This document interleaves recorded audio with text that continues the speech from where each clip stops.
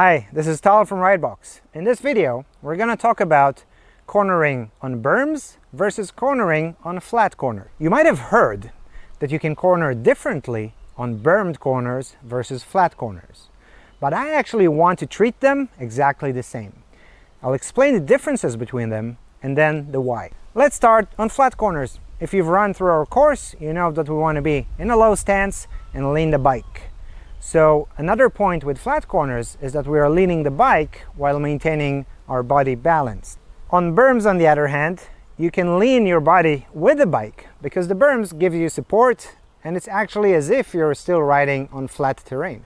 So why do I want to take maybe the more complicated technique or body language from the flat corners into the berms? I'll tell you. It's mostly a matter of habit. If I use flat corner technique on berms, I don't lose anything. It's still good cornering. On the other hand, if I'm getting used to being a bit lazy with my body language on the berms, I might be surprised that after a berm comes a flat corner, and now I have the totally wrong body language and I might slide out of the corner. Let's talk for a second about our side-to-side range of motion. Sometimes in a corner, I want to adjust the angle of my lean. Maybe the corner is getting a bit tighter or it opens up a little bit. If I'm way upright on the berm, I'm actually in my tall position. From that stance, it's very hard for me to adjust the lean of the bike.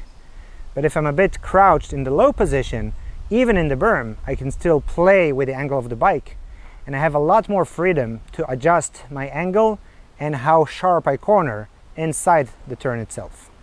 To sum up, yes, you can corner differently on a berm versus a flat corner. A berm can require less body language and less skill. You can be sort of lazy on it, and even I do it sometimes.